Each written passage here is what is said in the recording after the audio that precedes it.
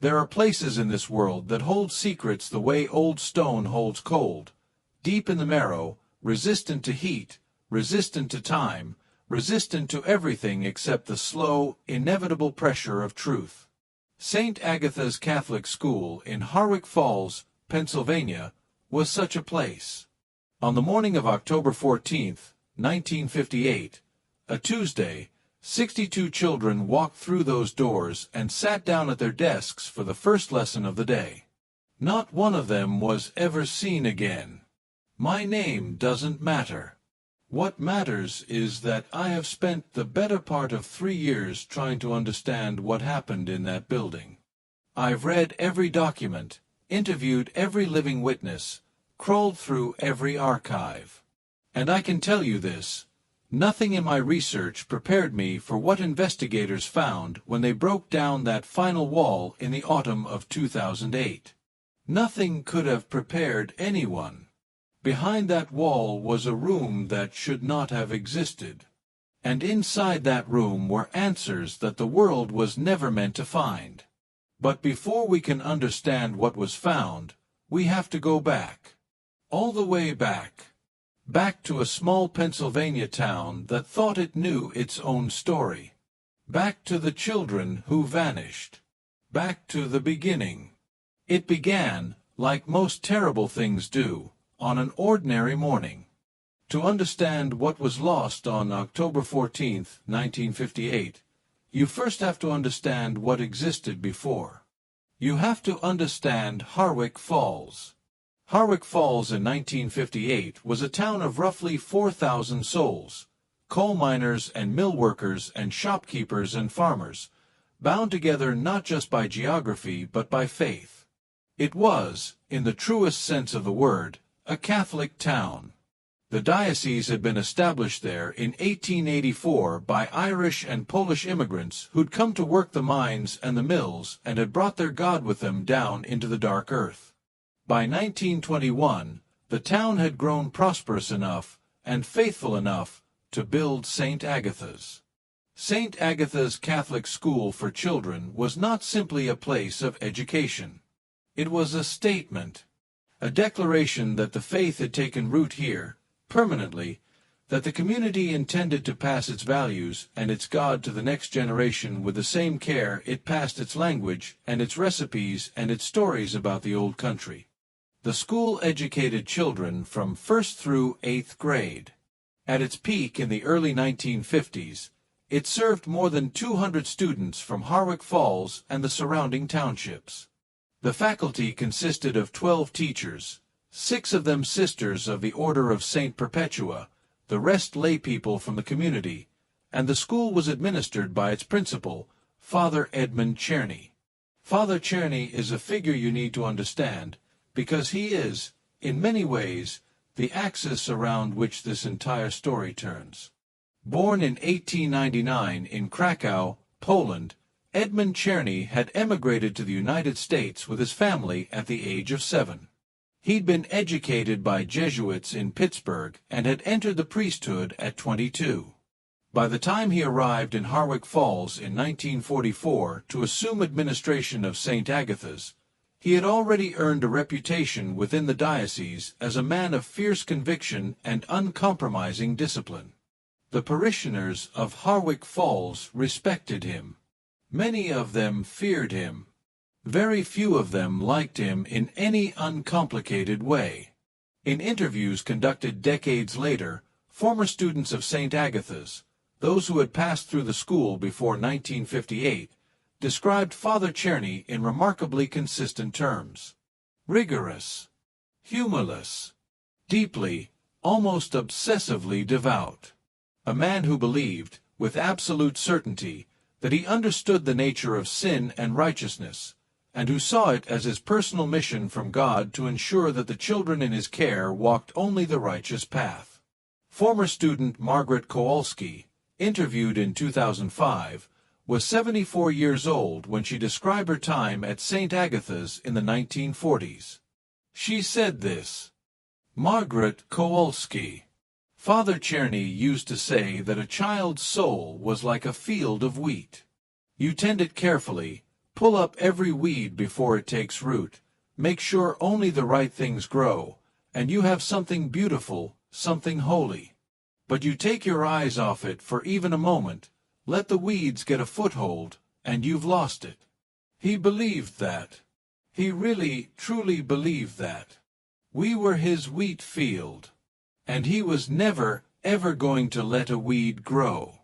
In 1952, Father Czerny petitioned the diocese for permission to institute what he called the Spiritual Immersion Program, a curriculum he had been developing for several years that went considerably beyond standard Catholic education. The details of this program, as they emerged much later, were unusual. But we'll get to that. What's important to understand about St. Agatha's in the years leading up to 1958 is the atmosphere that Father Czerny had cultivated. By all accounts, and the accounts are numerous and remarkably consistent, the school had taken on a quality that former students struggled to describe accurately. Some called it intense. Some called it suffocating. One former student, a man named Thomas Brzezinski, who had attended St. Agatha's briefly in 1956 before his family relocated, described it with a word that he used 3 separate times in his interview. Sealed. The school felt sealed, Thomas Brzezinski said. Like the outside world couldn't really get in. Like what happened inside stayed inside. Like there were rules operating that nobody had written down anywhere, but everyone knew them. Even the kids who were new figured it out within a week or two. You didn't ask certain questions. You didn't look in certain directions. You went where you were directed, and you did what you were told, and you were grateful for the opportunity to learn in such a holy environment. He paused for a long moment before adding, I've thought about that place every single day for 50 years. Every single day. In the autumn of 1958, St. Agatha's was operating with 62 students enrolled, a number significantly smaller than its peak enrollment, the result of several families having left Harwick Falls as the coal mines began their long decline. The remaining students ranged in age from 6 to 14. The youngest was a girl named Clara Wojcik, 6 years old, who had just started first grade that September. The oldest was a boy named Patrick Hennessy, 14, who was completing his 8th grade year before moving on to the Regional Catholic High School in Allentown. This class photograph was taken on September 8, 1958, the feast day of the Nativity of the Blessed Virgin Mary, which Father Czerny observed each year with a full school portrait. It would be the last photograph ever taken of all 62 children together. In 36 days, every single one of them would be gone. But the disappearance didn't happen in a single dramatic moment. That's what most people don't understand when they first hear this story. They imagine a single night, a single event, children snatched by darkness, here one moment and gone the next. That's not what happened. What happened was slower, more deliberate, and in some ways, far more disturbing. In the weeks leading up to October 14, 1958, the parents of Harwick Falls had begun to notice something. The children who attended St. Agatha's were changing. Not dramatically. Not in ways that were easy to articulate or to point to. But changing, nonetheless. A girl who had always been chatty and bright began coming home from school quiet, her eyes carrying a distant look that her mother described as like she was listening to something I couldn't hear. A boy who had been endlessly energetic and mischievous became calm and serious. His parents initially took this as a sign that Father Czerny's discipline was finally bearing fruit. Several children stopped talking about school entirely, not because they seemed troubled, but because they seemed to regard school as something separate from home, something that existed in its own sealed world and did not need to be discussed. Martha Hennessy, Patrick Hennessy's mother, gave an account that has stayed with me since the first time I read it, in a document filed with the state police in November of 1958. She said that on the evening of October 13th, the night before the disappearance, her son Patrick sat down at the dinner table, and instead of eating, he looked at her and her husband with an expression she could only describe as completion. He looked, she said, like a person who has just finished a very long journey and is finally home. She thought he was tired. She thought he might be coming down with something. She told him to eat and go to bed early. He did. The next morning, he walked to school. She never saw him again. 62 children walked into St. Agatha's on the morning of October 14th, 1958. The school day was scheduled to begin at 8 a.m. By 8:47 a.m., everything was over, and the silence that settled over that building would not be broken, truly, finally broken, for 50 years. Here is what we know, with certainty, about the morning of October 14th, 1958. We know it because of testimony gathered in the weeks and months that followed. We know it from the accounts of parents who watched their children leave for school that morning. We know it from the single eyewitness who saw something, though what exactly she saw, and what it meant, has been debated and disputed for half a century. And we know it from the physical evidence left behind in the school building itself. The morning began normally. Between 7:30 and 7:55 a.m., the 62 students of St. Agatha's arrived at the school. They arrived, as always, in an orderly fashion, first through 8th graders separated into their respective groups, each group proceeding directly to their assigned classroom under the supervision of a designated student monitor. The faculty arrived as well. 6 sisters of the Order of St. Perpetua, Sister Agnes, Sister Beatrice, Sister Cecilia, Sister Dolores, Sister Evangeline, and Sister Frances, along with lay teachers Mr. Arthur Kimball, Mrs. Dorothy Parrish, and Mrs. Helen Sobieski. Father Czerny arrived last, as was his custom, at precisely 7:58 a.m. The groundskeeper, a man named Oliver Szymanski, who worked part-time for the school and lived in a cottage at the edge of the property, saw Father Czerny enter the building and later stated in his testimony that the priest had seemed, in his words, purposeful. Not unusual for Father Czerny, he clarified. The priest always seemed purposeful, but that morning there was something additionally determined about him, something that Szymanski had noticed and then dismissed as unimportant. He looked like a man about to do something, Szymanski said. Not frightening exactly. Just purposeful, like he had his mind made up about something. At 8 a.m. precisely, the school day began. In 1st and 2nd grade, Sister Agnes's classroom, morning prayer was followed by a reading exercise. Sister Agnes later testified that the children were attentive and calm that morning, more so than usual. In 3rd and 4th grade, Sister Beatrice's classroom, the morning began with arithmetic.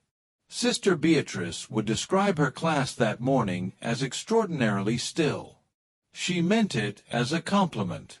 In 5th and 6th grade, Father Czerny's own classroom, which he taught personally, the morning began with what he called morning reflection. This was a practice unique to his classroom, instituted in 1952 as part of his spiritual immersion program.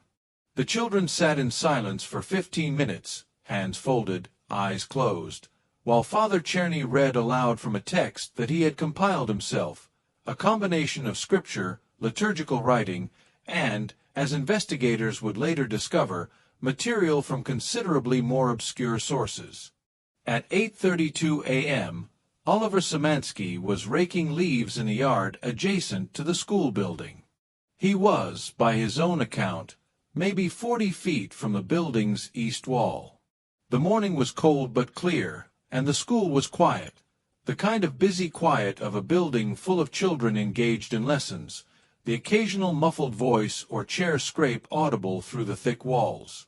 And then, at a moment he estimated to be approximately 8:40 to 8:45 a.m., Szymanski heard something. He described it in his initial police statement as a sound like many voices singing, very high and very quiet. He amended this description in subsequent interviews, struggling to find accurate language for what he'd heard. In 1978, in an interview with a journalist writing a retrospective piece, he offered the description that has become the most widely quoted version. It wasn't singing exactly. It was more like harmony, like a chord being held, like the whole building was one instrument being played. And then, very gradually, it faded, the way a bell fades when it stops ringing. And then it was just quiet. He looked up from his work when the sound began. He watched the building. He saw nothing, no movement at the windows, no change in the building's external appearance. After perhaps 2 minutes of silence, he went back to raking. At 9:15 a.m., a woman named Vera Pilski arrived at St. Agatha's. Vera was the mother of 8-year-old Anna Pilski and had come to drop off a lunch pail that Anna had forgotten at home. She was a practical, no-nonsense woman. Her neighbors described her as someone not given to imagination or exaggeration, and she would become the most important witness to the aftermath of October 14th. She tried the front door. It opened. She called out. No one answered. She walked down the main corridor toward the first-grade classroom. The classroom was empty. Not simply empty in the sense of temporarily vacated. No, this was a different kind of empty, a quality of abandonment that Vera Pilski recognized instinctively as wrong. The chairs were pushed back from the desks, but not knocked over. Books were open on the desktops. A piece of chalk had been set down on the blackboard tray mid-equation, as if whoever had been writing had simply stopped and walked away without finishing the thought. A half-eaten apple sat on Sister Agnes's desk. The room's windows were closed and latched. Vera Pilski checked every classroom. She checked the chapel, attached to the main building by a short corridor. She checked the bathrooms, the storage rooms, the cellar storage area beneath the building. She checked the gymnasium. 62 children. 9 faculty members. Father Czerny. Gone. Every single one of them. She ran to the nearest house, the residence of George and Irene Casper, 2 blocks away, and told them what she'd found. George Casper, a Korean War veteran who was not easily rattled, drove her directly to the Harwick Falls Police Department, 3 blocks from the school. By 9:42 a.m., Chief of Police Leonard Darby and 2 officers were at St. Agatha's. By 10:15 a.m., the state police had been called. By noon, the town of Harwick Falls had effectively ceased to function. Every parent in the community had descended on the school. The crowd outside grew so large so quickly that the state police had to establish a perimeter. Women screaming their children's names.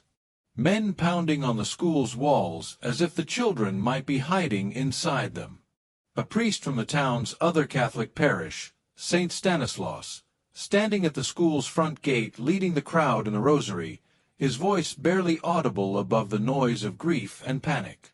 62 children missing from Catholic school read the front page of the Harwick Falls Gazette that evening, in the largest typeface the paper had ever used. By the following morning, every major newspaper in Pennsylvania was running the story. Within 48 hours, it was front-page news across the country. And the FBI was involved. The story hit the nation like a thunderclap. Because here was the thing, the terrible, dizzying, logic-defying thing, that made this case unlike anything that had come before it or has come since. There was no evidence. No signs of violence. No signs of struggle. No blood. No forced entry or exit. The windows had all been latched from the inside. The building's only other exit, a cellar door that opened to the side yard, had been padlocked from the inside as well. The children's coats were still on their hooks. Their lunch pails were still in the cloakroom. One first grader had left a half-finished coloring page of a Christmas tree on her desk. The crayons were lined up neatly beside it, as if she expected to return to it after recess. She did not return. None of them returned. 62 children between the ages of 6 and 14. 9 members of the school faculty. Father Edmund Czerny. 72 people. Vanished from a locked building in a small Pennsylvania town on a clear October morning, while a groundskeeper raked leaves 40 feet away. In 50 years of active investigation, countless theories, and the most exhaustive forensic examination ever applied to a missing persons case in American history, not a single one of them was ever found. Until the room. The investigation into the disappearance of the students and faculty of St. Agatha's Catholic School was, without question, the largest, most expensive, and most baffling missing persons case in the history of the United States up to that point. It involved the Harwick Falls Police Department, the Pennsylvania State Police, the Federal Bureau of Investigation, the Diocese of Pittsburgh, and, in a quietly unprecedented move, a unit of the U.S. Army's Counterintelligence Corps, whose involvement was never fully explained and whose records remain classified. In the first 72 hours, 300 law enforcement personnel searched every square inch of the school building and the surrounding property. They searched the woods for 2 miles in every direction. They dragged the river. They searched the coal mine shafts, long abandoned, that honeycombed the hills outside town. They found nothing. Let's be precise about what the investigators found inside the building, because precision matters here, and because the popular imagination has filled in the gaps of this story with all manner of sensational detail that isn't accurate. What they found inside St. Agatha's was this. The building was in perfect order. Not the staged perfection of a scene that has been deliberately cleaned. Investigators are trained to recognize that. The order was the natural order of interrupted routine. Desks arranged for a lesson. Chalk equations mid-completion. Open books. A teacher's grade ledger open on a desk. A half-written attendance record. Coffee going cold in a cup on Father Czerny's desk in his office. There had been no violence. No blood. No broken furniture. No signs of struggle. No marks on walls or floors consistent with any kind of physical altercation. The building's heating system was running normally. Every electric light was on. The radiators ticked. A clock on the wall of the second-grade classroom still kept time. There were, however, anomalies. Things that the investigators noted in their reports, things that didn't fit, things that couldn't be explained by any of the theories then or since advanced to account for the disappearance. Anomaly 1. The smell. Every officer who entered the building in the first days after the disappearance noted a smell that they struggled to describe. Incense was the most common description, which would be unremarkable in a Catholic school except that it was not the familiar smell of church incense, of frankincense or myrrh or any of the standard liturgical preparations. It was something else, something organic and complex and, in the words of State Trooper William Radnor, like standing at the edge of a very deep forest. Not unpleasant, but not familiar. Not a church smell. The smell faded over the following days and weeks.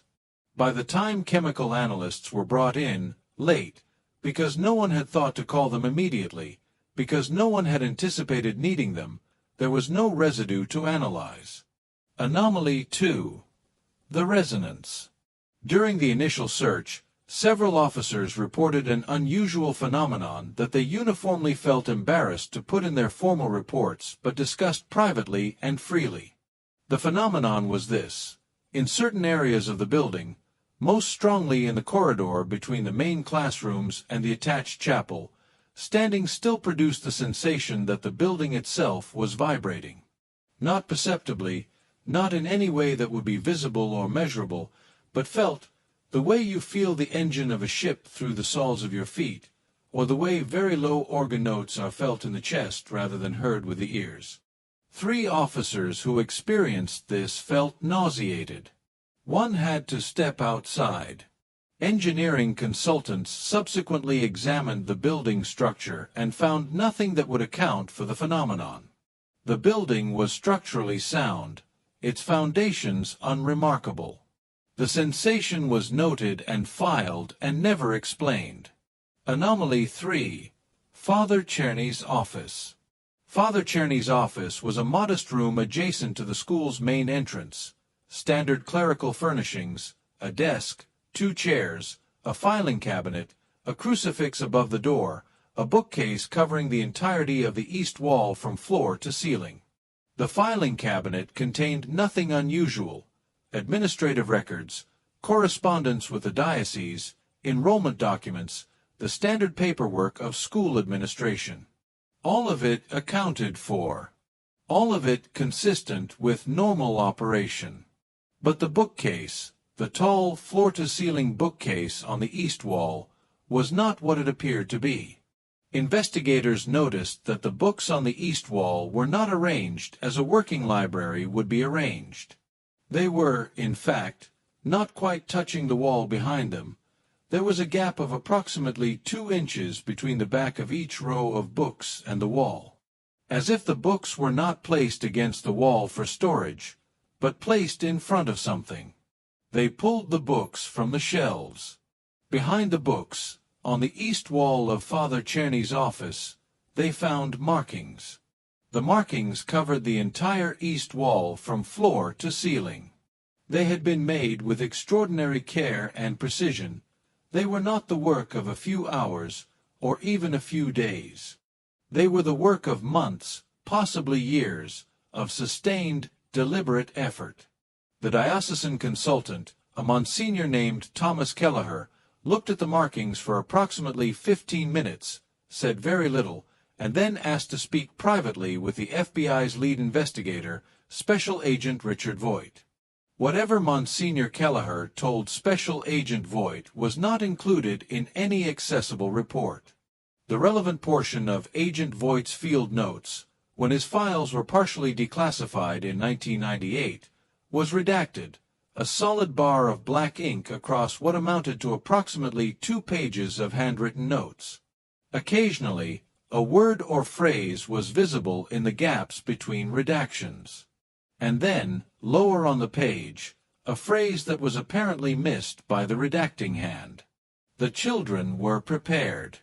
Those 3 words, visible in the gap between 2 redactions on page 47 of Special Agent Richard Voigt's field notes, have haunted every researcher who has studied this case. Prepared. Not taken. Not removed. Not even harmed. Prepared. As if the disappearance was not something done to the children of St. Agatha's. As if it was something done with them. In the first weeks of the investigation, theories multiplied like weeds. Mass kidnapping, but no ransom demand ever came, and no organization ever claimed responsibility. Mass murder, but no bodies, no evidence of violence. A collective escape, but where and how and why and dressed in what, because every coat and hat and scarf was still on the hooks in the cloakroom.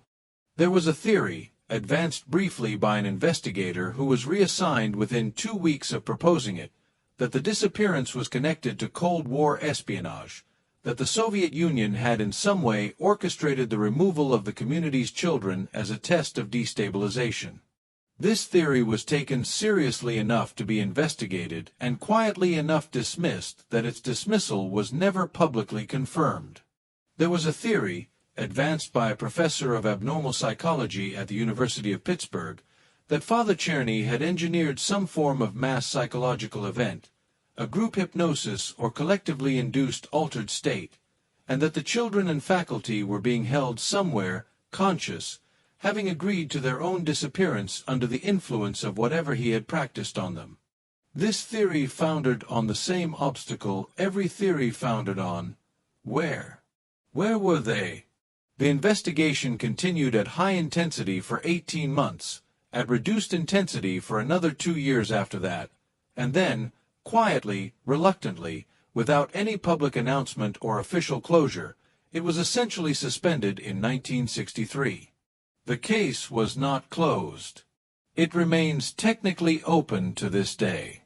But in 1963, the active investigation ended. The school building was locked, its keys held by the diocese. The property was fenced. A legal holding order prevented it from being demolished or substantially altered pending the resolution of the ongoing investigation. The neighbors grew used to the building being there. Children dared each other to go near it. The weeds grew. The ivy climbed. The years passed. The people of Harwick Falls did what people do when confronted with a wound that will not heal and cannot be explained. They built scar tissue over it.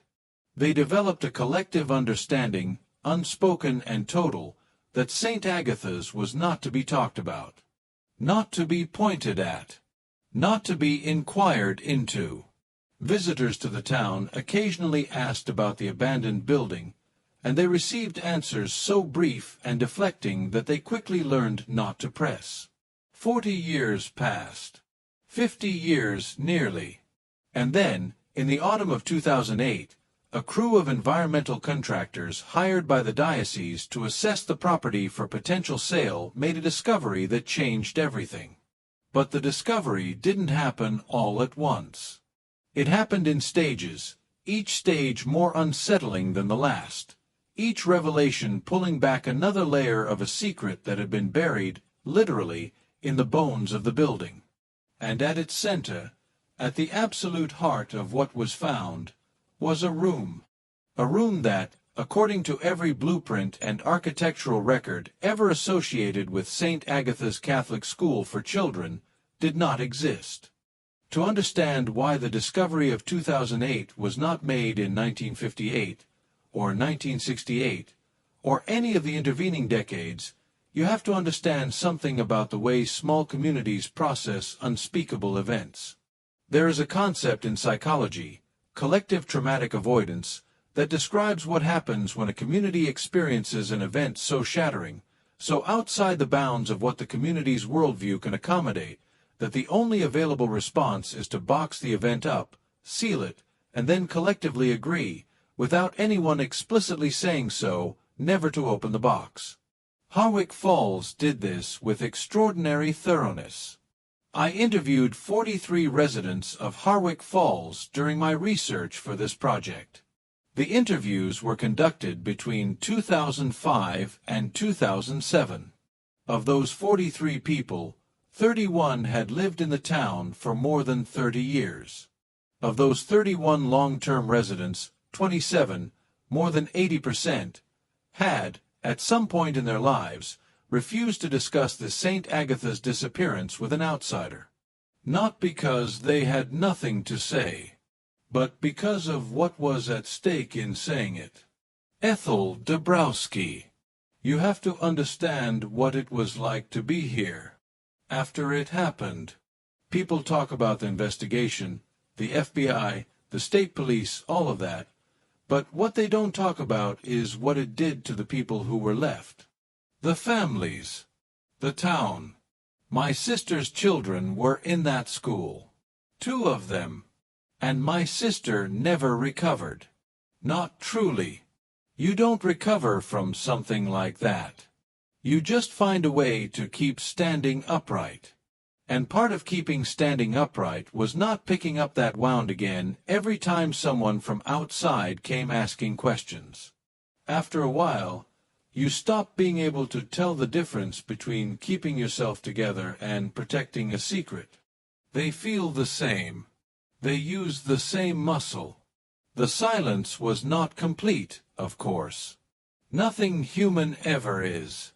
In the years and decades following 1958, information seeped out in the ways that information always does, through diaries, deathbed confessions, private letters discovered after their authors were gone, the occasionally loosened tongue of someone who'd kept quiet too long.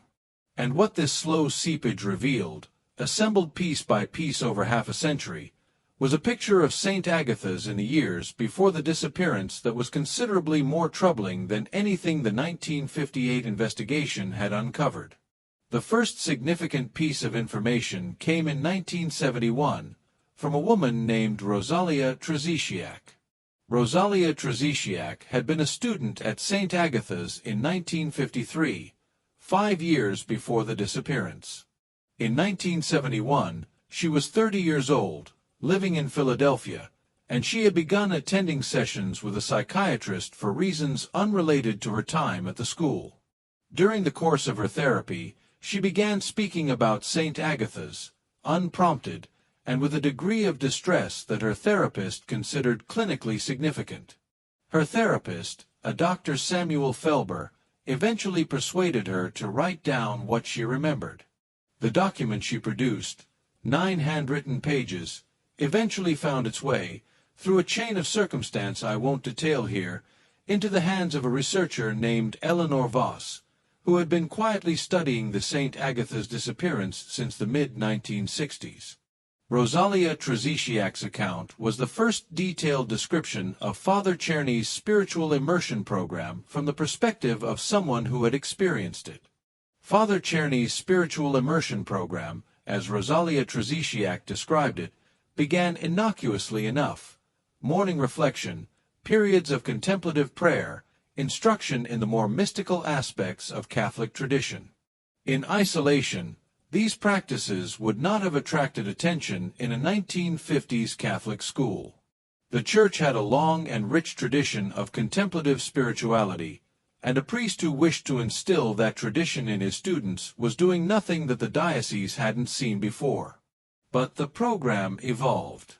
By 1953, when Rosalia Trzeciak was in her final year at the school, the morning reflection had expanded to fill 2 full class periods per day.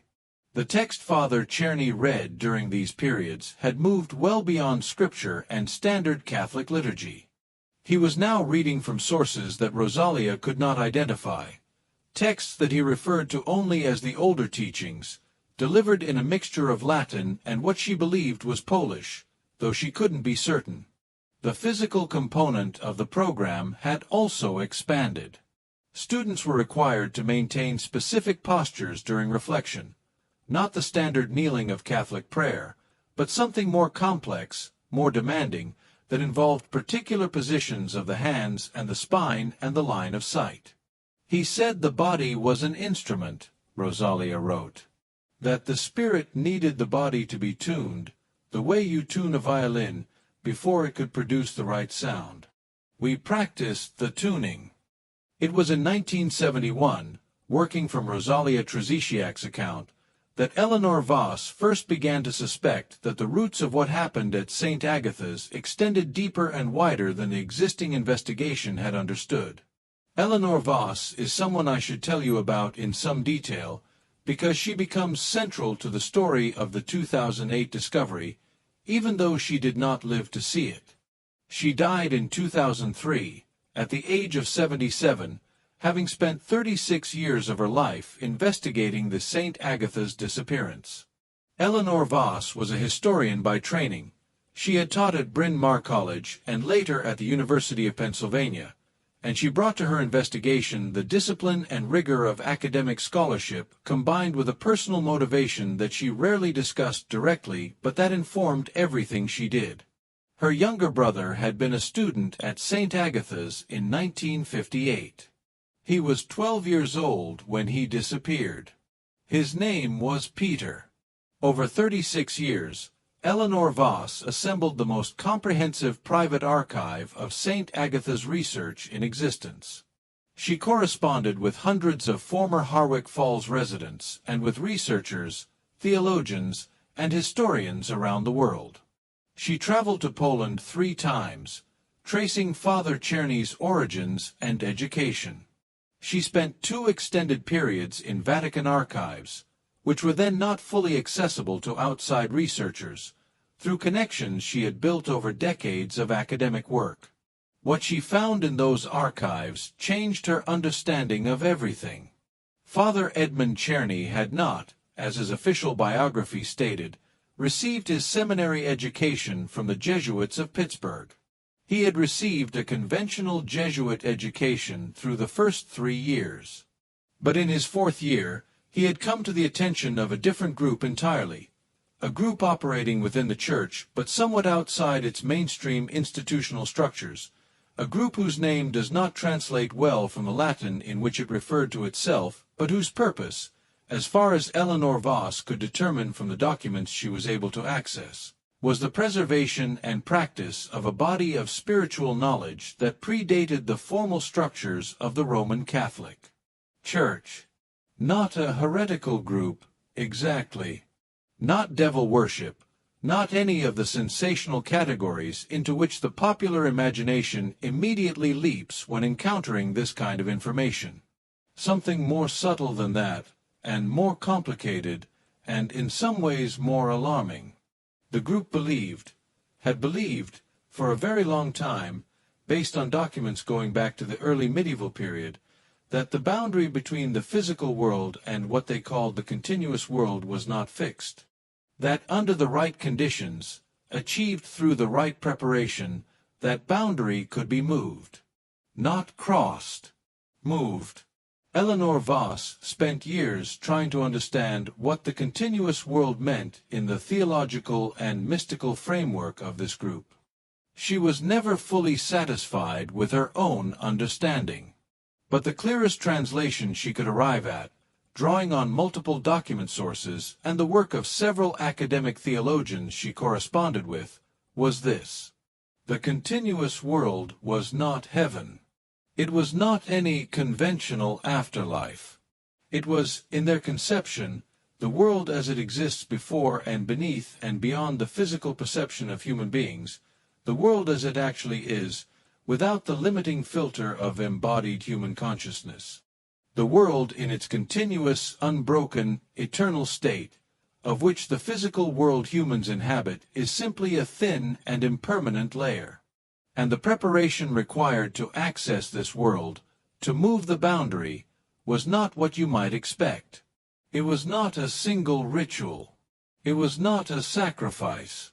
It was not any of the dramatic, operatic forms of mystical practice that tend to populate stories like this one. It was education. It was the slow, patient, years-long tuning of a person's consciousness from childhood, the careful preparation of a mind, beginning when the mind was young and plastic and receptive, to perceive the continuous world directly, without the filter, without the veil. The children were not victims. In Father Czerny's understanding, the children of St. Agatha's were initiates. Eleanor Voss published none of this during her lifetime. She was aware that what she had found, or believed she had found, would not be received well. Not by the academic community, not by the families of the missing children, not by the Church. She spent the last decade of her life building the case as carefully and rigorously as she could, trying to assemble evidence that was solid enough to survive the scrutiny she knew it would receive. She died in 2003 without finishing. She left everything, every document, every correspondence, every research note accumulated over 36 years, to a former student of hers named James Keller. James Keller was 38 years old when Eleanor Voss died and left him her life's work. He was not a historian or a researcher. He was an architect. And in 2008, when a diocese-hired environmental contracting firm began preliminary assessment of St. Agatha's property for potential sale, James Keller was the one who answered the phone when one of the contractors called and said, "I think there's something here you need to see." By October of 2008, the Diocese of Pittsburgh had been trying for several years to resolve the question of the St. Agatha's property. The legal holding order that had prevented the building's sale or demolition had been challenged and eventually, after negotiations whose details remained somewhat murky, dissolved. The diocese retained title to the property, and in the summer of 2008, they commissioned a full environmental assessment as a precursor to either sale or demolition.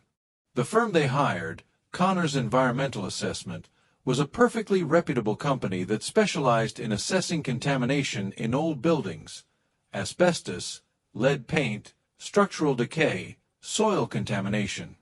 The sort of work that requires methodical examination of every accessible space in a building.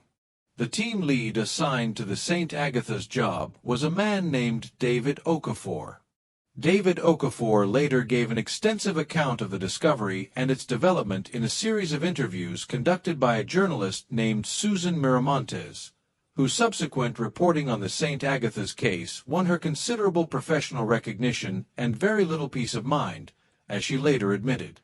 David Okafor said this about the first day at the site. David Okafor.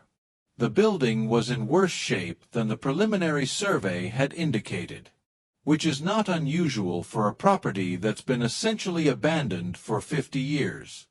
Moisture intrusion, some structural compromise in the roof, significant asbestos presence throughout, standard mid-century construction, not surprising.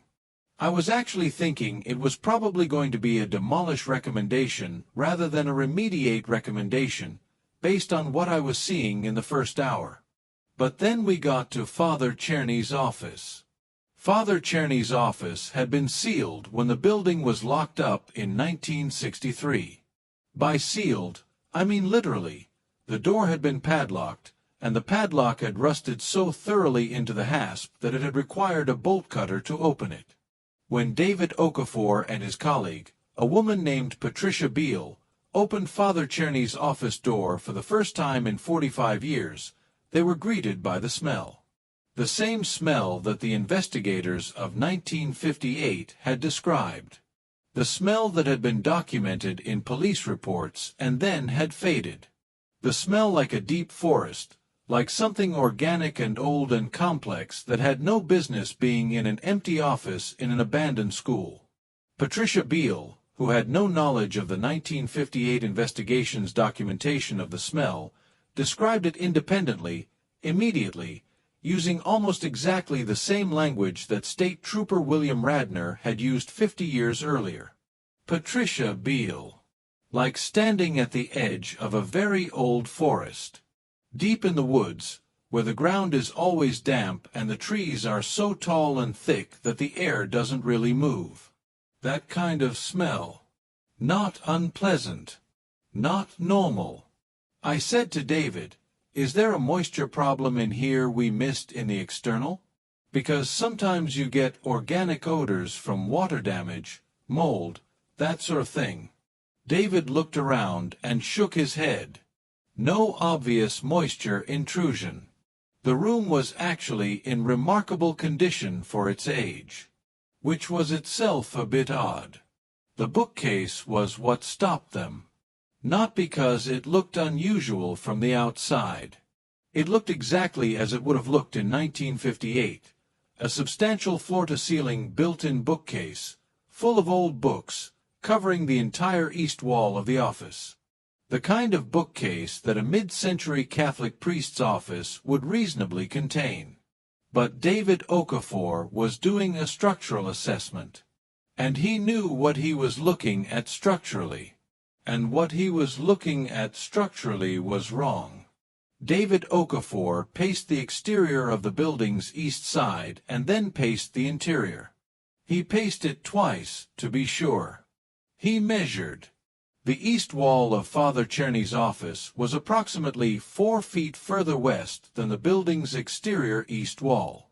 Between the east wall of the office and the east wall of the building, there were 4 feet of space that did not appear on any floor plan, did not correspond to any room, did not contain any mechanical systems or structural elements that would account for the discrepancy. 4 feet. Roughly. That calculation, he said later, was rough. The actual space turned out to be larger. David Okafor called the diocese that afternoon. The diocese called a structural engineer, who arrived the following morning, took measurements, and confirmed what Okafor had found. There was concealed space behind the east wall of Father Czerny's office. The structural engineer estimated it at approximately 12 feet by 20 feet. The diocese then made 2 calls. One to their legal department. One to James Keller. James Keller later described receiving the diocese's phone call as the moment that Eleanor Voss's lifework suddenly became real to him in a way that years of reading her documents had not achieved. He said this: "I had lived with Eleanor's research for 5 years. I knew the documents. I understood, intellectually, what she believed had happened and why. But I suppose there was a part of me that kept a necessary distance from it, the way you might read a history of a war and understand every detail of it, but still hold the knowledge at arm's length because you weren't there, because it happened to other people, because the past is not the present. And then this man from the diocese calls me and says, 'Mr. Keller, we found a room in the school building that shouldn't be there,' and every single piece of Eleanor's research became suddenly, viscerally physical. Something real was behind that wall. Something that had been there for 50 years. James Keller. I drove to Harwick Falls that night. I didn't wait for morning. I drove through the night and arrived at about 4 a.m. and I sat outside the building in my car until it got light. I wasn't ready to go in yet. I'm not sure I was ever ready to go in. But I went in." By the time James Keller arrived at St. Agatha's on the morning of October 15, 2008, 50 years and 1 day after the disappearance, the diocese had also informed the state police and the FBI, both of whom maintained active but entirely dormant files on the 1958 case. 2 state troopers arrived that morning.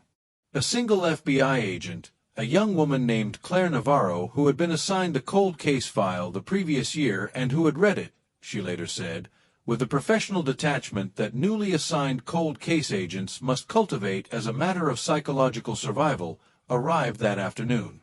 The full team assembled in the parking lot of the school on the morning of October 15, 2008, consisted of David Okafor and Patricia Beal from Connors Environmental Assessment, a structural engineer named Robert White, James Keller, 2 Pennsylvania State Police troopers, Sergeant Michael Thorne and Corporal Janet Eberl, and FBI Special Agent Claire Navarro. 8 people, standing in front of a building that had kept its secret for 50 years.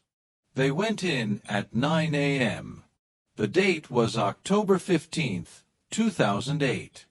The time was almost exactly 50 years after the last moment when St. Agatha's had been full of children and teachers and a priest, and the morning had been ordinary, and the school day was about to begin. I want you to sit with that for a moment. 50 years. The same building. The same walls. The same coat hooks in the cloakroom, the same coats still hanging on some of them.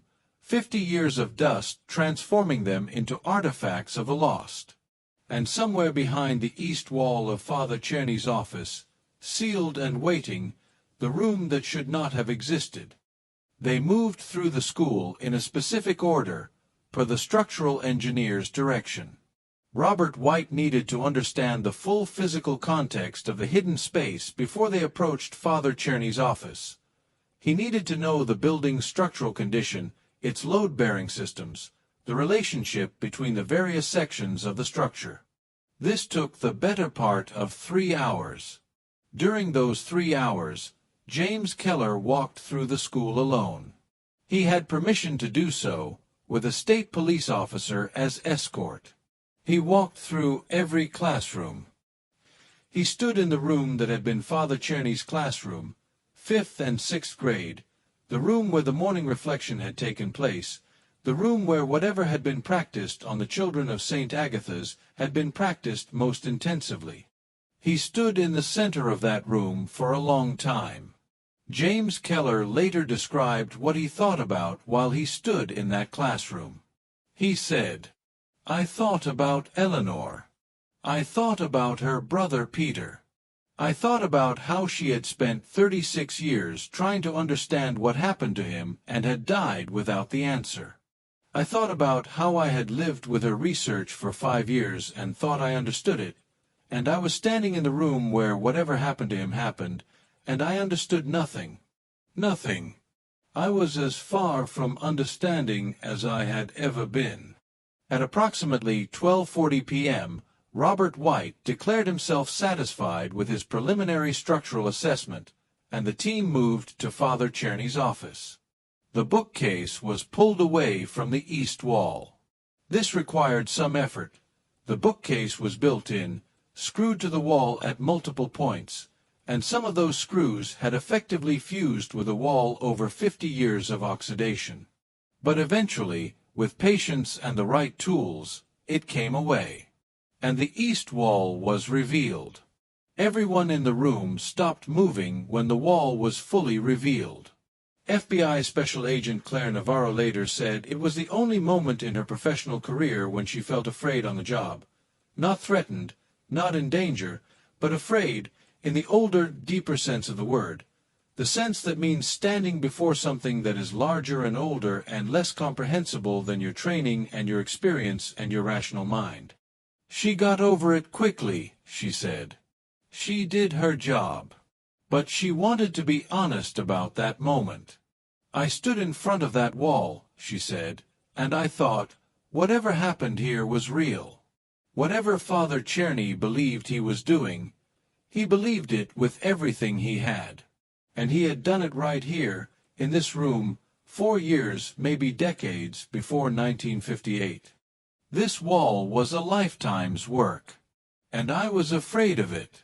James Keller recognized elements of the wall markings immediately. He had encountered variations of some of these symbols in the documents Eleanor Voss had collected from the Vatican archives. He did not say this aloud in the room at that moment. He understood instinctively that the active investigation needed to precede his commentary. But he photographed the wall methodically, on his own camera, and he kept those photographs separate from the official documentation. Robert White, the structural engineer, approached the rectangular outline at the wall center and examined it with a flashlight and a set of thin probes. He reported his findings to Sergeant Thorne. The outline was a door. A real door, set into the wall and covered over with plaster. The covering was not original to the building's construction. It had been applied at a later date, and it was substantially thinner than the surrounding wall surface. The door's hinges were on the right side, indicating it would swing inward, into whatever was beyond the east wall. There was no external handle because the handle, and presumably the lock, were on the door's other side. The door could be opened from within, but not, in its plastered state, from without. Someone had sealed this door from the inside. It took 40 minutes to remove the plaster covering the door without damaging the structural integrity of the wall or the door itself. The structural engineer supervised every cut and every removal. The state police documented every moment. What emerged from beneath the plaster was a door that was unlike anything the school's architect would have designed. It was not a school door.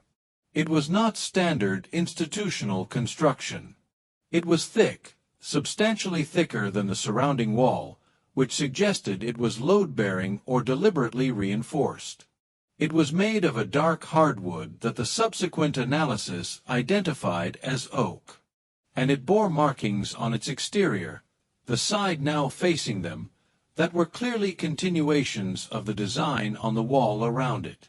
The door was not locked. The handle, uncovered, turned without resistance. Robert White turned it. The door swung inward, and the smell came out. The smell. Every person in that room described it. Every single one. And they all described it the same way, independent of each other, independent of the 1958 investigations reports, which none of them, except James Keller, had read. The smell of a very old forest. Deep in the woods, where the air doesn't move. Organic and complex and not unpleasant. Not like a room that has been sealed for 50 years. And every one of the investigators had experience with sealed spaces, abandoned rooms, closed buildings, and they all knew the particular profile of a space that has simply been closed and forgotten. This was not that smell. The smell that came from behind a door was alive in a way that a sealed, abandoned, empty room cannot be. FBI Special Agent Claire Navarro described it in these words. It smelled like spring. Like things growing. Like the first morning in April when you open a window and everything is just beginning. In October, in a building that had been locked for 50 years, behind a wall that had been sealed since 1958. It smelled like spring. They stood at the threshold for a moment. David Okafor said later that he had a strong, involuntary feeling, the kind of feeling you don't arrive at through reasoning, the kind that simply presents itself as a complete conviction that he should not step through that door. He was not a superstitious man. He was a scientist and a professional. He stepped through the door. They all stepped through the door. All 8 of them. Into the room that should not have existed. The room was approximately 20 feet long and 12 feet wide, larger than Okafor's initial estimate, because the space extended further east than the building's structural logic suggested was possible. Robert White, the structural engineer, noted this immediately and with visible agitation. The room was larger on the inside than it should have been on the outside, based on his measurements of the building's exterior. Not dramatically larger, not by a huge margin, but unambiguously larger. By his subsequent measurements, the room extended approximately 2.5 feet further than the building's exterior east wall. He measured it 3 times. Same result. I want to be careful here. I want to tell you exactly what was found in that room and describe it as precisely and as honestly as the available records allow, without embellishment and without editorial direction. I want to let the facts speak for themselves, because the facts are more extraordinary than any embellishment I could add. Here is what was in the room. The walls of the room were covered, as Father Czerny's office wall had been covered, with markings. But where the office markings were contained and organized, a single complex design on a single flat wall, the room's markings covered every surface, all 4 walls, the ceiling, and the floor. The room was, in its entirety, one continuous piece of work. The markings on the floor were the most unusual. They were not drawn or painted. They were incised, cut into the stone of the floor with some kind of tool, each line cut to a consistent depth of approximately ½ an inch. The incised lines were filled with a substance that analysis later identified as a mixture of lead pigment, organic resin, and a crystalline mineral compound that the forensic chemist's report described as consistent with some varieties of ground mineral pigment used in medieval European manuscript illumination, with the addition of an unidentified organic component. At the center of the room, positioned directly on the most densely marked point of the floor design, was a table. Not a standard table. Not a school table or an office table or any of the utilitarian furniture that populated the rest of the school building. This table was old, older than the school, older by the appearance of it than the 20th century. It was made of the same dark oak as the door. It was approximately 6 feet long and 3 feet wide, and its surface was marked with the same incised design that covered the floor, creating a continuous visual field between the floor and the tabletop when viewed at the right angle. On the table were objects. Object 1. A book. Not Father Czerny's teaching journal, that was never found, but a different book. A very old book, bound in leather that had held up remarkably well given its apparent age, its pages densely covered in a combination of Latin text and symbolic notation. This book was subsequently examined by scholars from the Vatican Library, who tentatively dated it to the 15th or 16th century. The text was partially legible and partially encoded. The legible portions consisted of instructions, procedures, something like a systematic guide to the practice Father Czerny had devoted his career to teaching. The encoded portions have never been fully deciphered. Object 2. 62 small clay tablets. Each tablet was approximately 3 inches by 4 inches, made of a pale gray clay that analysis dated to a period consistent with mid-20th century production. Each tablet bore a name, incised in careful Roman lettering. The names were the names of the 62 children enrolled at St. Agatha's in October 1958. Every child. Every single one. And in addition to the name, each tablet bore a second inscription. Not a name. Not a date. Something that the scholars who subsequently examined the tablets described, carefully, as a designation, a symbol or word unique to each individual, as if each child had been assigned a specific identity within whatever system Father Czerny had constructed. James Keller stood at the table and looked at the 62 tablets. He did not need to search for a specific name. He had known it was there before he saw it. He had known it the moment he understood what the tablets were. Peter Voss, 12 years old, 7th grade, Eleanor Voss's brother. The reason Eleanor Voss had spent 36 years of her life in pursuit of an answer. The reason James Keller was standing in this room.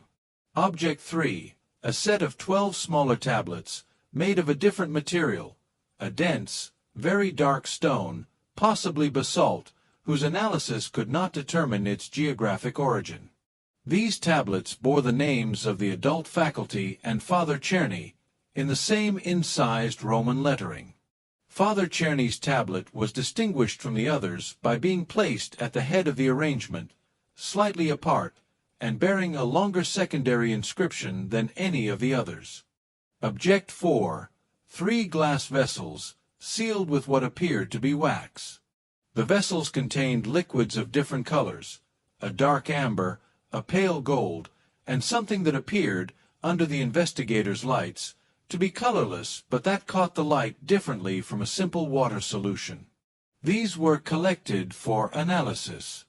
The subsequent analysis report was classified. Object 5, and this is the object that took longest to understand, because it required the most context, and the context required the most translation. On the wall behind the table, the east wall of the room, which was the exterior east wall of the building, 2.5 feet further east than physics strictly allowed, there was a door. A second door. A second door in the east wall of a room that, according to every architectural and engineering survey of the building, had no east wall to speak of, because there was no further interior space to the east of this room, only the building's exterior wall, and beyond that, the side yard of the property. But there it was. A door. Set into the stone of what should have been the exterior wall, fitted with hinges and a handle, made of the same aged, heavy oak as the first door, covered with the same markings. This door was also unlocked. It was also ajar, by approximately 2 inches. Robert White crossed the room to the second door. He shone his flashlight through the 2-inch gap. Later, in his official report, he wrote, "The space beyond the door could not be determined from the exterior view.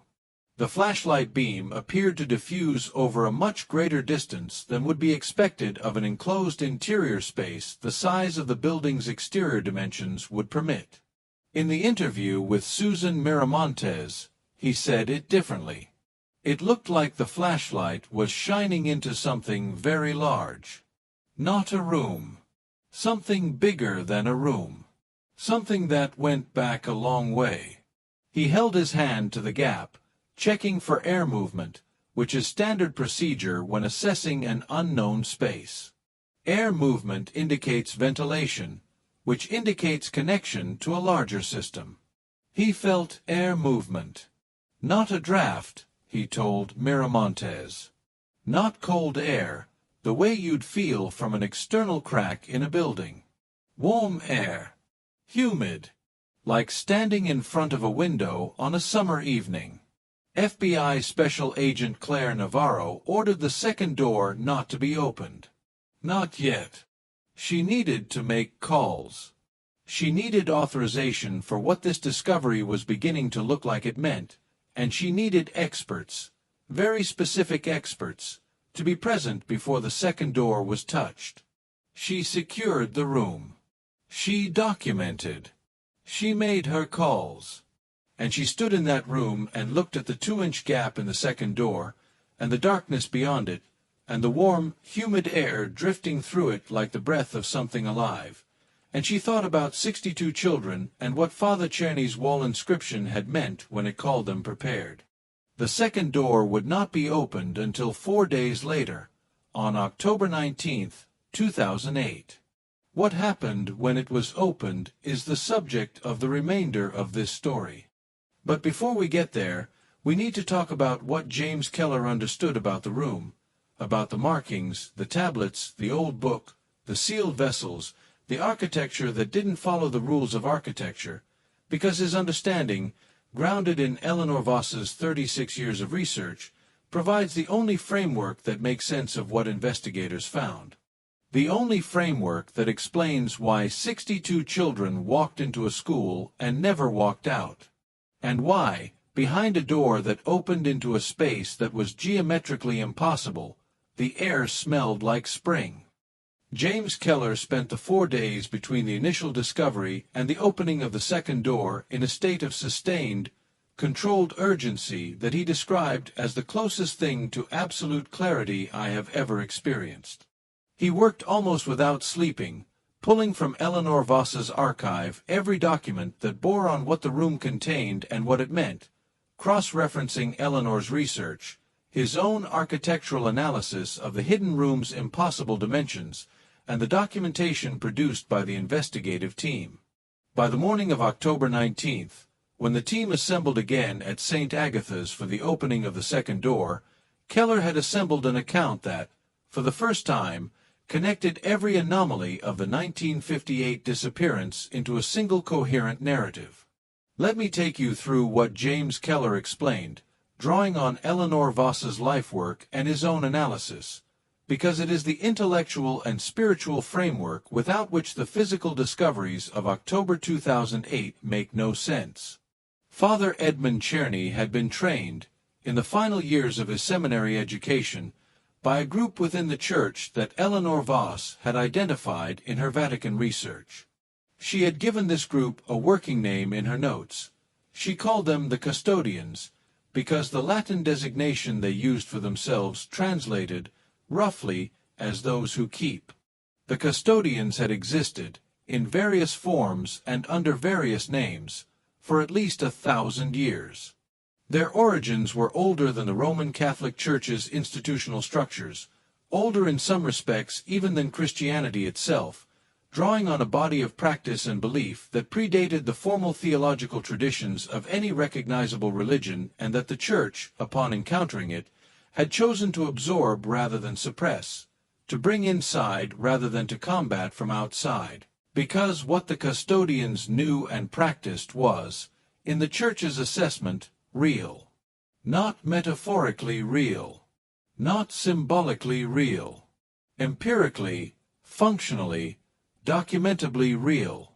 Eleanor Voss wrote in her research notes, "The Church's relationship with the Custodians represents, in my assessment after 30 years of study, one of the most extraordinary examples of institutional pragmatism in the history of organized religion."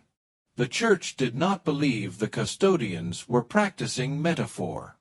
The Church believed they were practicing access to what the Custodians called the continuous world. The continuous world, as Eleanor Voss understood it from the Custodians' documents, is not a theological concept in the conventional sense. It is not a description of an afterlife or a supernatural realm. It is, in its own terms, a description of reality as it actually is, the world as it exists in its complete, unmediated state, before the cognitive structures of human perception impose the limitations of space and time and discrete physical objects and cause and effect causality that make up the world as humans experience it. In the custodian's view, and they were emphatic on this, in every document Eleanor had found, the human experience of reality is not reality itself. It is a specific, limited, evolutionarily conditioned way of processing a much larger and more complex signal. The continuous world is that signal in its unprocessed form. And the boundary between the processed and the unprocessed, the boundary between what humans experience as ordinary physical reality and what the continuous world actually is not, in the custodian's framework, a fixed or absolute boundary. It is a perceptual boundary. It exists because human consciousness maintains it. And human consciousness can be trained not to. The training. This is where Father Czerny's spiritual immersion program connects to everything else. The practices described in the ancient book found on the table in the hidden room, and practiced by the custodians across centuries, and systematically implemented by Father Czerny at St. Agatha's from 1944 to 1958, were not mystical in their purpose. Or rather, they were mystical in the original sense of that word, which means experiential, direct, concerning lived practice rather than doctrine. The practices were designed to systematically dismantle the perceptual habits that maintain the boundary between the experienced world and the continuous world. Not to create a mystical experience, not a vision, not a revelation, not any of the episodic phenomena associated with religious ecstasy. To create a permanent, stable change in the structure of perception itself. And the reason children were the subjects of this training was not sinister, in Father Czerny's understanding. It was, from his perspective, merciful. Because the perceptual habits that maintain the boundary between the experienced world and the continuous world are laid down in early childhood, in the first years of life, as a child's consciousness acquires the cognitive structures it needs to function in ordinary reality. Once those structures are established, typically by early adolescence, they are extremely difficult to alter. The practices require years of sustained work on an adult mind already deeply set in its perceptual habits. The success rate is low. The psychological cost is high. But a child's mind, still forming, especially a child's mind that begins the training before the perceptual habits have fully calcified, responds differently. More readily. More completely. At a lower cost. Father Czerny was not abusing the children of St. Agatha's in any conventional sense of that word. He was, in his own understanding, and he was not a fool, not a lunatic, not a man operating in ignorance of what he was doing, preparing them for an experience of reality that he believed was more complete, more true, more holy than the one their ordinary consciousness would otherwise have provided. He was giving them, as he saw it, the greatest gift he could imagine. He was showing them the world as it actually is. James Keller was careful, in presenting this account, not to endorse it. He presented it as the framework within which the events of October 14, 1958 must be understood, the framework that explains the evidence, without asserting that the framework was true. He was asked by the investigators the question that everyone in the room was thinking: did it work? Did Father Czerny's decades of preparation actually do what he believed it would do? Did the children of St. Agatha's actually cross, or move, the boundary between ordinary reality and whatever lay beyond it? James Keller was quiet for a moment before answering. He said, "The room in this building is approximately 2.5 feet larger on the inside than the outside dimensions of the building allow. I measured it myself. I checked my measurements against Robert White's independent measurements. We agree. The room is geometrically impossible, and it is not the result of any construction technique I have ever encountered in my professional career or my academic training. Through the second door, in a space that should not exist, there is an environment whose temperature and humidity are inconsistent with the exterior conditions on any recorded date, the air of which has been chemically analyzed and found to contain compounds that are not present in the building's atmosphere and that do not correspond to any recorded pattern of atmospheric composition in the Harwick Falls area. These are measurable facts. I cannot tell you what they mean. I can tell you that they are inconsistent with any explanation I can construct that does not reference the framework I have described. At 10:15 a.m. on October 19, 2008, in the presence of the investigative team, a representative of the Diocese of Pittsburgh, James Keller, and 3 additional experts who had been brought in over the preceding 4 days, a forensic chemist, a structural engineer from a different firm who was asked to independently verify White's measurements, and a Vatican theological consultant who had flown in from Rome the previous evening, FBI Special Agent Claire Navarro authorized the opening of the second door. Sergeant Michael Thorne opened it. It swung inward, and the air moved. The smell intensified. Spring and forest and something else beneath it, something that the forensic chemist later described in her report as a complex organic signature consistent with an environment of high biological diversity. Life, dense and various life, all around. Then a sound. Not loud. Not dramatic. A sound that several investigators described as hearing inside the skull rather than through the ears. A harmonic complexity, not quite music, not quite silence, something like the sound you might hear if you pressed your ear against the trunk of a living tree. Then a sensation of movement in the air. Not wind. Not a temperature differential causing convection.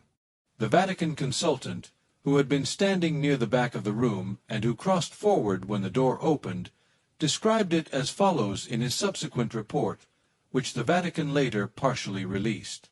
The movement of air from beyond the threshold was not mechanical in quality.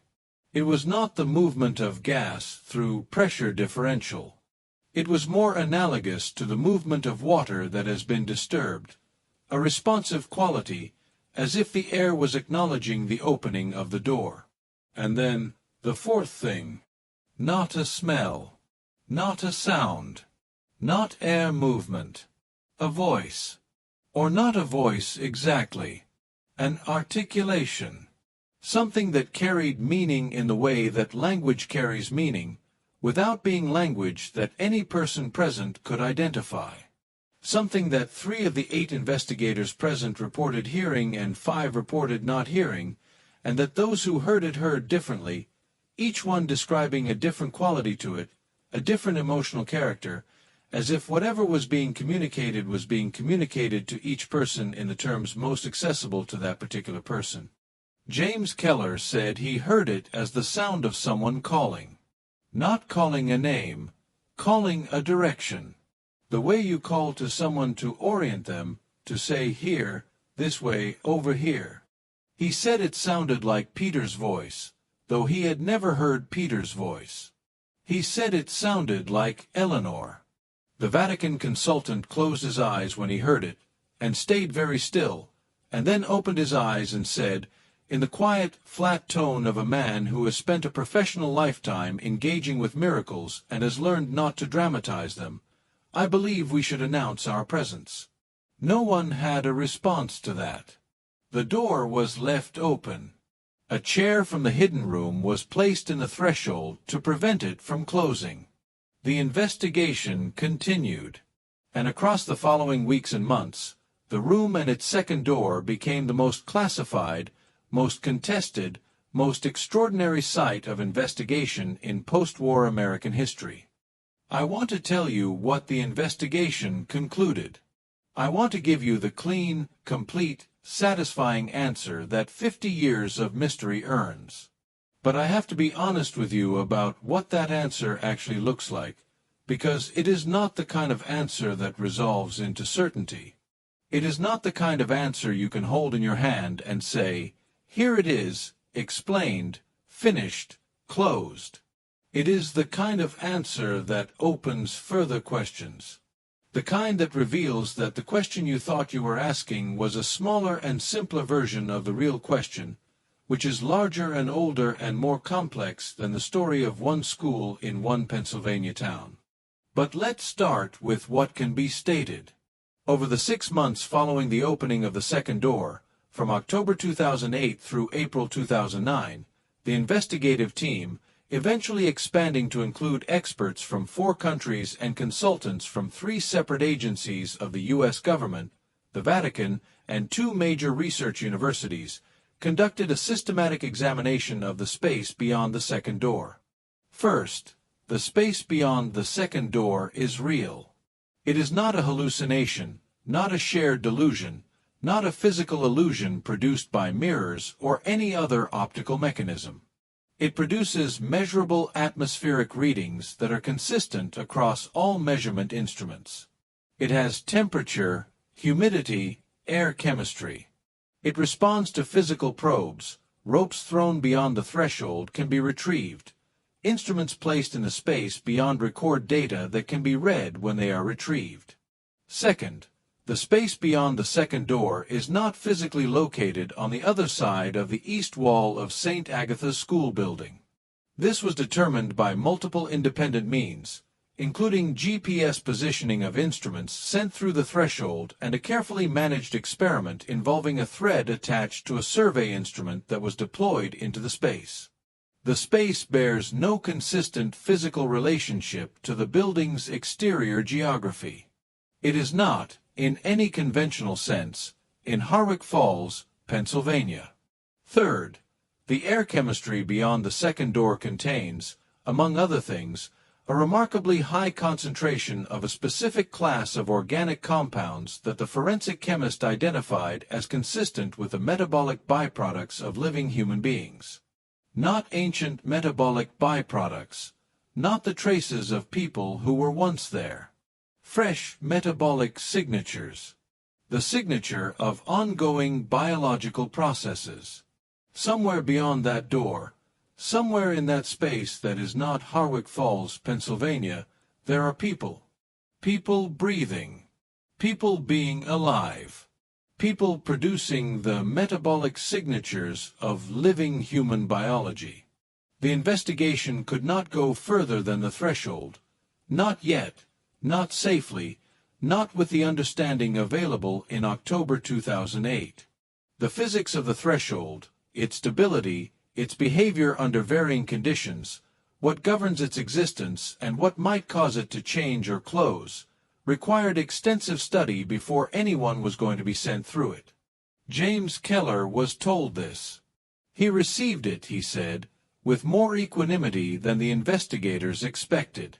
He said, "I have spent 5 years with Eleanor's work. Eleanor spent 36 years on this question. She always believed they were somewhere. She just didn't know where. Now we know where.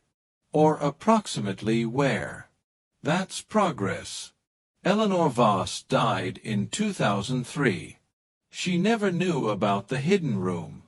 She never knew about the second door. She never knew that her decades of patient, meticulous, sometimes professionally costly scholarship had placed her, and those who came after her, within inches of the answer she had devoted her life to finding. But she had something, in those final years, that is perhaps more valuable than answers: conviction. She knew she was right. Not in the triumphant, egotistical way of someone who has won an argument. In the quiet, grounded way of a person who has done the work and can look at its results honestly. She wrote, in the last pages of her research journal, dated 2002, a year before her death, "Peter is not dead. Whatever happened to the children of St. Agatha's, they are not dead. I am certain of this. Not because I need it to be true. I have long since learned to hold what I need separate from what I can demonstrate, but because the evidence supports it. Father Czerny was preparing something, not ending something. He believed he was giving his students a gift. I don't know what the gift looks like from where they are, but I believe they received it. I believe they are there, somewhere, in whatever world exists on the other side of the wall that Father Czerny spent his career trying to thin. I believe I will understand it more completely soon. I hope Peter is well. The ongoing investigation, which continues, in one form or another, to the present day, has produced findings that are, depending on your epistemological position, either the most extraordinary scientific discoveries in human history or an elaborate house of cards built from misidentification, wishful thinking, and the particular madness that attaches to cold cases that have gone unsolved long enough. In January 2009, a team of physicists and mathematicians attached to the project released a preliminary report on the geometric properties of the hidden room and the threshold.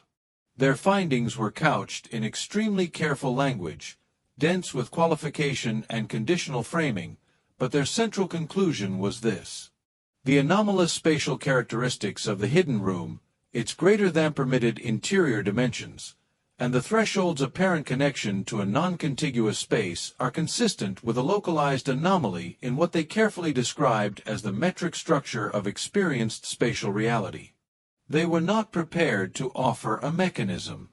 They were not prepared to offer a theory. They were prepared to say, this is real, this is measurable, and it is not explainable by any currently available physical model. This report was immediately classified and has not been officially released. In March 2009, the Vatican theological consultant released his own report, not to any government agency, but to the Vatican, which subsequently communicated select portions of it to the investigative team. The portions communicated stated, with a kind of carefully hedged ecclesiastical language that can mean many things or one very specific thing, that the ancient book found on the table in the hidden room was consistent with material known to this office, and that the practices described in it represent a tradition of genuine antiquity whose empirical validity the Church has never formally assessed but has historically chosen to treat with appropriate seriousness. Which, in plain language, means the Church knew about this, has always known, chose not to address it formally, for reasons that the Church's institutional history makes entirely legible to anyone who has studied it. In April 2009, James Keller was given permission to do something that no one else had been permitted to do since the initial discovery. He sat in the doorway of the second door. Not passed through. Sat in the threshold, his body half in the hidden room and half in the space beyond, and he stayed there for 3 hours, with monitoring equipment attached and state police observers watching from a safe distance and FBI Special Agent Claire Navarro standing very close, ready to pull him back by the rope attached to his waist if anything went wrong. James Keller said, afterward, that he spent the 3 hours listening. He said the sound, the harmonic, the articulation that those present at the initial opening had variously heard and not heard, was clearer from the threshold. Not louder, clearer, as if the signal was always there, but the threshold provided a better reception. He said he could not make out words. He could not identify speakers. But the character of the sound, its emotional register, its quality of attention, convinced him, in a way he found impossible to explain satisfactorily but impossible to dismiss, that he was in the presence of consciousness. Not one consciousness. Many. He said it felt like a classroom. He said this. It felt like a room full of students who are paying very careful attention to something they have never seen before but have been preparing, for a very long time, to see. It felt like the moment just before understanding arrives. It felt like learning. He was asked if he thought it was the students of St. Agatha's. He said, I think it's everyone who ever went through a door like this one. I think it's been people like this, going to places like this, for longer than we've had words for it. I think Father Czerny was not the first. I think St. Agatha's will not be the last. The investigation at St. Agatha's continues. As of the time this account was assembled, the hidden room and its threshold remain active. The second door has been opened and closed multiple times. The environmental readings remain consistent. The spatial anomaly has not diminished. A small permanent research presence has been established on the property, its official designation classified. Work continues. The 62 children of St. Agatha's have not been found, in any conventional sense of that word. They have not been recovered.